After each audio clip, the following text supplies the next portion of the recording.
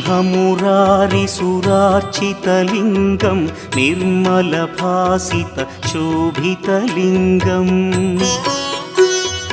जन्मजदुःखविनाशकलिङ्गं तत्प्रणमामि सदा शिवलिङ्गम्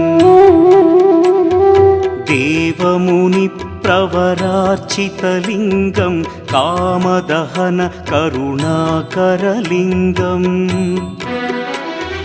रावणदर्पविनाशकलिङ्गं तत्प्रणमामि सदा शिवलिङ्गम्